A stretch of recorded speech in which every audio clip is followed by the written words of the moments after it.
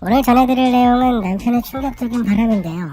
예전에는 바람을 밤에 피웠는데 요즘은 아침 일찍 부지런하게 만나기도 한다네요. 얼마나 부지런했는지, 그걸 어떻게 잡아냈는지 지금 바로 알아보겠습니다. 안녕하세요. 저는 올해 41살이 된 초등학생 아들을 하나 키우고 있는 여자입니다. 제 남편은 45살이고 바람을 피우다가 결국 이혼까지 하게 되었어요. 정말 그렇게 만나고 다녔다는 게 지금 생각해도 충격이네요. 남편은 원래 은행을 다니는 직장인이었습니다. 저와 결혼할 당시에도 은행 다닌다고 했었고요. 근데 정말 결혼 당시의 남자 직장은 크게 중요하지 않은 것 같아요. 좋은 직장 그만두고 나와버릴 줄 누가 알았겠습니까? 저도 직장을 다니고 있고요. 공무원으로 군청에서 근무하고 있어요.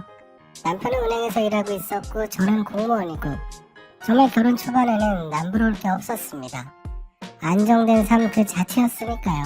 근데 3년 전부터 남편이 사업병에 걸렸는지 저에게 계속 사업 이야기를 하기 시작하더라고요.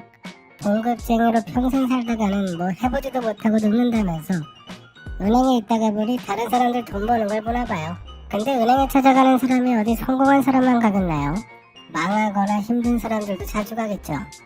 저희 남편은 성공한 사람들만 눈에 들어왔는지 무슨 사업으로 돈을 한 번에 얼마를 벌었다고 하면서 저에게 사업 이야기를 계속 하더라고요. 전 당연히 귀 닫고 눈 가리고 그냥 무시하며 있었어요. 아니, 저희 직업을 보세요. 은행원하고 공무원인데 적게 벌어도 안정된 삶을 위한 직장이고 그렇게 살았는데, 제가 얼마나 심하냐면 물티슈 같은 것도 한번 좋다 싶으면 그 회사가 망할 때까지 씁니다. 다른 걸 사보고 시도해보고 도전해보고 이러는 걸 극도로 싫어하는 성격이고요. 그러니 사업을 벌인다는 건 상상도 못했죠. 몇 달을 제 옆에 와서 사업 노래를 부르며 함께 대출을 받자고 공무원은 대출 조건도 좋다면서. 근데 저는 남편이 그냥 은행에서 봉급쟁이로 있기를 원했고 좀 매정하다 싶을 정도로 거절했습니다.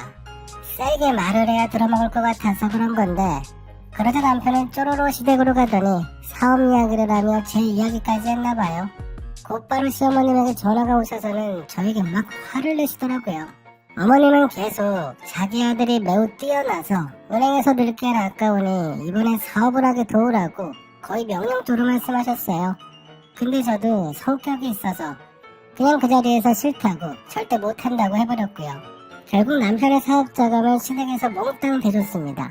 그러면서 자연스럽게 남편은 사표를 썼고요. 저는 너무 화가 나서, 사실 그때도 남편과 싸우면서 같이 사느니 못 사느니 하면서 난리도 아니었습니다. 그게 2년 전쯤이었고 무인 카페인가 북카페인가를 한다고 사람이 없어도 자동으로 돌아가는 가게라며 앞으로 미래에는 다 이렇게 운영될 거고 인건비를 줄여서 어쩌고 저쩌고 하다가 싹 다 망해버렸습니다. 정사업하는 사람이 무인 어쩌고 하면서 시작을 하니 그게 될 턱이 있나요? 정말 한 푼도 안 남고 망했습니다. 시댁에서 해준 돈부터 퇴직금까지 단돈 100원도 안 남고 다 사라졌어요. 그러다가 최근 사업병이 또 도졌습니다. 그 사업병이 바람으로 이어지게 된 거고요. 정말 이번에도 느끼는 거지만 남자가 돈이 많이 있어야 바람을 피는 게 아니더라고요.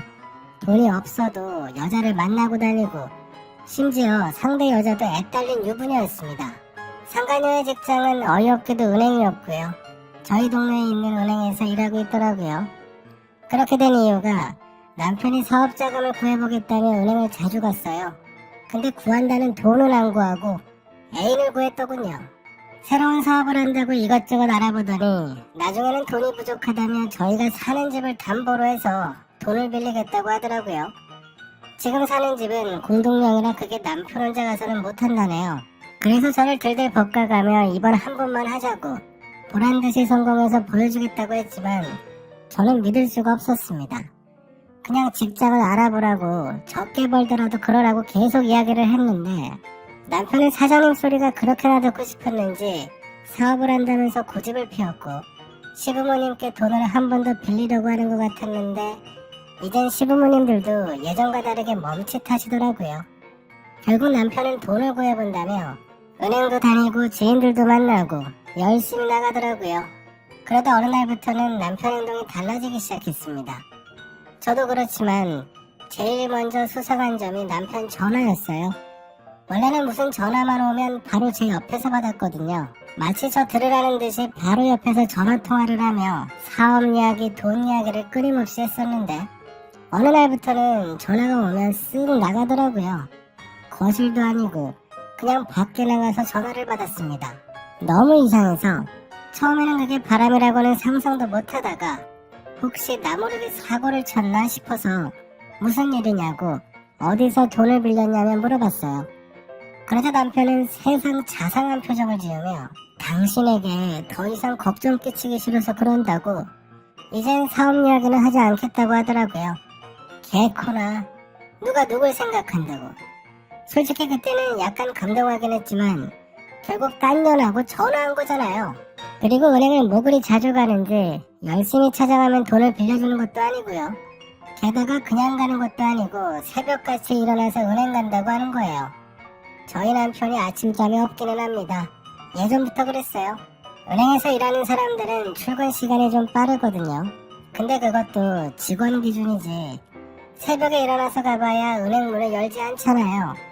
그런데도 계속 새벽마다 일어나서 은행 간다고 옷을 멀끔하게 차려입더라고요. 도대체 뭘 하고 다니나 궁금해서 아들에게 물어봤어요. 낮에 아빠 뭐하고 지내시냐고 하니 잠만 잔다네요. 거실에서 TV 틀어놓고 늘어지게 자고 그리고 저녁에 사람 만나러 나가고 새벽에 은행 간다고 나가고 대체 어떤 은행을 가는 건지 너무 궁금해서 제가 하루는 날 잡고 남편을 따라가 보기로 했습니다. 다음날 새벽 남편이 부스럭거리며 일어나더니 이것저것 준비하고 커피까지 한 잔 뽑아서 텀블러에 담아가더군요. 저는 자는 척을 하고 있다가 나가는 남편을 따라갔어요. 남편은 자동차가 없어서 버스를 타나 싶었는데 그냥 걸어가더라고요. 운동 겸 걸어가나 싶었는데 한 20분 정도 걷다가 어느 길가에서 서 있는 겁니다. 버스 정거장도 아니고 혹시 택시를 타려나 싶었는데 어떤 파란색 차가 남편 옆에 멈추더라고요. 남편은 또 그걸 아주 자연스럽게 타고 그 차는 어디 멀리 가는 것도 아니고 근처에 세워놓고서는 거기 안에서 한참 동안 있었습니다. 그때까지도 저는 아는 지인인가 돈을 빌리려 하나 싶어서 기다렸어요. 30분 정도 지나자 남편이 혼자 차에서 내렸고 그 차는 다시 출발하더니 바로 건너편 건물에 멈췄습니다. 그리고는 그 차에서 웬 여자가 내리는데 누가 봐도 그냥 직장인 여자 같았어요. 저보다 어려 보였고요. 그렇게 내려서 은행 건물로 들어가더라고요. 그때 정말 어처구니가 없었습니다. 이게 뭔가 싶었어요. 바람을 피운다고 생각하기에는 제 남편이 돈이 많거나 얼굴이 잘생긴 것도 아니고 뭔가 맞지 않았어요. 그렇다고 대출 상담을 은행 직원 차 안에서 새벽에 하는 것도 듣도 보도 못했고요. 상당히 혼란스러웠습니다. 확실히 그날 이후로 남편의 행동들을 하나하나 아주 자세하게 보게 되더라고요. 그러다가 남편의 핸드폰까지 뒤져보게 되었는데 역시나 바람이었습니다. 그 여자 이름을 대출 상담이라고 해놨더라고요. 근데 이름은 대출 상담인데 대화 내용은 대출에 관한 이야기는 전혀 없고 무슨 고민 상담 비슷하게 하며 그 여자랑 이것저것 살아온 이야기들, 요즘 힘들다고 많이 의지가 된다, 함께 있으면 힘이 된다면서 거기에 제 욕도 써놨더라고요. 마누라가 아니라 이건 뭐 상전이 따로 없다, 공무원이라고 자기를 무시한다 어쩐다 하면서 그런 소리를 하면 그 상간녀는 원래 공무원들이 그렇다며 맞장구를 쳐주고 있고 가장 최근 내용에는 내일 아침에 커피 맛있게 타서 가겠다고 쓰여 있었어요. 그래서 제 남편이 새벽부터 커피를 정성껏 타다가 들고 갔나 봅니다. 정말 너무 어처구니가 없었네요. 너무 화가 나서 잠도 못 자고 새벽이 되자 남편이 일어나더라고요. 어쩜 저렇게 부지런한지 일어나자마자 콧노래를 흥얼거리며 커피를 내리고 아주 신나 보였습니다. 그래서 제가 또 따라가 봤어요. 그 파란 차가 또 오나 보려고요. 이번에는 남편이 건물 뒤편에 서 있더라고요. 전화기를 붙잡고 뭔가 한참을 보더니 갑자기 어디론가 걷기 시작했습니다. 그래서 제가 따라가 봤어요. 한참을 더 걸어서 가더니 완전히 다른 건물 근처로 갔고 거기엔 이미 파란색 차가 주차되어 있었습니다. 남편은 아주 자연스럽게 그 차를 탔고 또 그렇게 30분이 넘도록 들어가 있다가 나왔고 그 차는 은행 앞으로 갔습니다. 어제 그 여자가 맞았고요.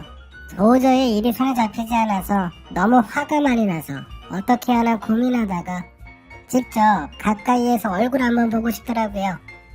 그래서 남편에게 대출 받는 거 같이 알아보러 가자고 어디 은행이냐고 물었고, 남편은 누워있다가 제가 대출 이야기를 먼저 꺼내자 벌떡 일어나더니 은행 가깝다고 바로 동네 근처라며 그 여자가 다니는 은행인 것 같길래, 그래서 바로 다음날 오전에 남편과 같이 그 은행으로 갔습니다. 건물 앞에는 파란색 자동차가 주차되어 있었고요. 엄청 가까이에서 그 여자를 보게 되었습니다. 멀리서 봤을 때는 어려 보였는데 가까이서 보니 나이가 좀 있어 보이더라고요. 직급도 과장이었어요. 명함도 받았고 이것저것 설명을 듣는데 남편이 옆에서 아주 태연하게 연기를 하고 있더라고요. 전에 본 문자에서는 알콩달콩 반말까지 했었는데 과장님 하며 존댓말까지 쓰더군요. 그 여자도 내가 와이프라는 걸 알면서도 표정 하나 바뀌지 않고 생글생글 웃으며 이야기를 했고, 저는 갈수록 열이 받다가 결국 터져버렸습니다. 아주 개망신을 한번 줘야겠다고 생각했어요. 대출에 대한 설명을 다 듣고 저에게 계속 공무원이셔서 혜택이 많다, 좋으시겠다면서 띄워주길래 더 어이가 없었네요. 건방지다고 할 땐 언제고. 그래서 원하는 대로 가장 건방지게 해줬습니다. 그 상간녀는 저에게 서류 종이를 잔뜩 건네주며 하나하나 다 서명을 해야 한다고 제가 서명해야 할 곳에 동그라미를 쳐주고 있었습니다. 그래서 그 서류들을 받아다가 아주 열심히 서명해줬습니다. 서명란 옆에다가 또박또박 적어줬어요. 상간녀야, 내 남편이랑 좋았냐? 라고 적었고요. 다음 페이지에 너는 내 남편을 빌려갔고 나는 돈을 빌려가네. 그리고 계속 내가 하고 싶은 말들을 적었습니다. 서명해야 할 서류가 엄청 많아서 제 마음속의 이야기를 한 문장 한 문장씩 모두 담을 수 있었어요. 내 남편이 타준 커피는 맛있었냐? 라고 적고는 다음 장에 그거 우리 친정엄마가 사다 준 거야. 또 다음 서류에다가 저희 친정엄마 핸드폰을 적고 전화해서 커피 감사하다고 인사해라 라고 적었어요. 거의 무아지경으로 쓰기 시작했습니다. 나중에는 더 적을 말이 없어서 아무 소리나 막 쓰기 시작했어요. 자동차 색이 파란색이 뭐냐? 남자인 척하고 주로 차에서 바람 피고 다닌 거냐? 라고도 적었고요. 그 상간녀는 제 신분증이랑 재직증명서랑 뭐 이것저것 복사하고 입력하고 정신이 없어 보였습니다. 남편은 전화통화한다고 밖에 나가 있는 상태였고요. 그렇게 저 혼자 거기 앉아서 열심히 적었어요. 한참 뒤에 상간녀가 오더니 서명하신 서류들을 복사하겠다고 가져가더군요. 그러라고 건네줬습니다. 조금 뒤 저쪽에서 웬 여자 비명 소리가 나더니 그 상간녀가 서류를 들고 저에게 뛰어왔습니다. 애써 태어난 척하며 고객님 서명을 잘못하셨어요 라고 하길래 제가 웃으며 그랬습니다. 나는 아주 정확하게 적었는데 뭐가 이상한지 모르겠다고 여기 지점장님 계시면 한번 뵙고 싶다고 했습니다. 그 소리에 어떤 한 남자가 오더니 무슨 일이시냐고 하길래 내가 공무원인데 대출을 안 해주려 한다면서 막 소리를 지르자 제일 뒷자리에 앉아있던 사람이 오더라고요. 지점장 같았습니다. 그래서 제가 그 사람에게 제가 열심히 작성한 그 서류를 건네줬어요. 한번 읽어보라고. 내가 뭘 잘못 적었냐고 했습니다. 지점장이라는 사람은 제가 서명한 서류를 한참을 보더니 서명을 해주셔야 한다고 잘못 적으셨다길래 제가 그 상간녀에게 그랬습니다. 아니 박 과장님 말해보세요. 이게 정확하게 적은 게 아닙니까? 그렇게 언성을 높이자 이제는 저에게 담당자를 바꿔주겠다고 하더군요. 그래서 제가 손사래를 치며 난 무조건 여기 박 과장님한테 할 거라고 저희 남편이 아주 강력 추천하신 분이라서 내가 직접 왔다고 했어요. 그때 밖에서 통화하던 남편이 들어왔고 무슨 일이냐고 하길래 제가 그 서류를 건네줬습니다. 읽어보라고 했어요. 여기에 틀린 소리가 있나 당신이 한번 보라고 줬고 남편은 그 자리에 서서 한참을 읽어보더라고요.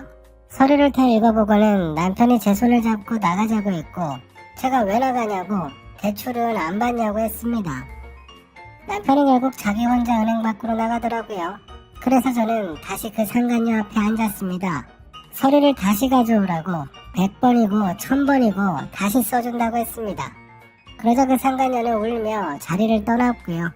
결국 저도 은행에서 나왔습니다. 그날 저는 이혼을 결심한 상태였고 남편과 크게 다퉜습니다. 처음에는 아니라고 제가 오해한 거라고 발뺌하더니 결국 나중에는 그게 다 저 때문이라고 하더군요. 남편의 사업 문제로 그동안 다퉜던 게 그게 상간녀를 만나게 된 이유랍니다. 정말 어처구니가 없었네요.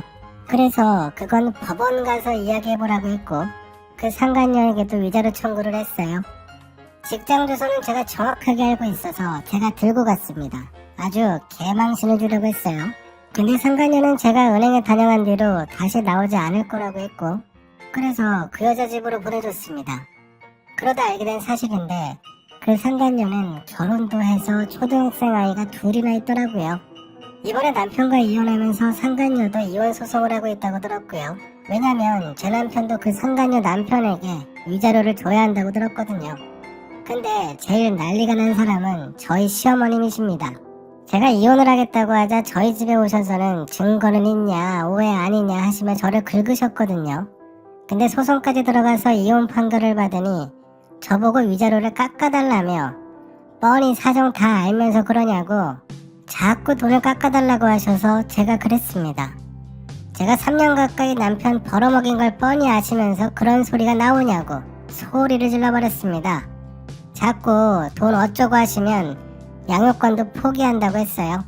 남편과 상간녀에게 위자료 받고 살던 집 팔아서 재산도 나눠서 이제 완전히 갈라섰습니다. 3년 전 남편이 사표 던지고 나서 하겠다는 사업도 망하고 거의 백수 남편과 몇 년을 고생하며 살았는데 이렇게 모든 게 끝이 나니 처음엔 화도 나다가 나중에 허탈하기까지 했습니다.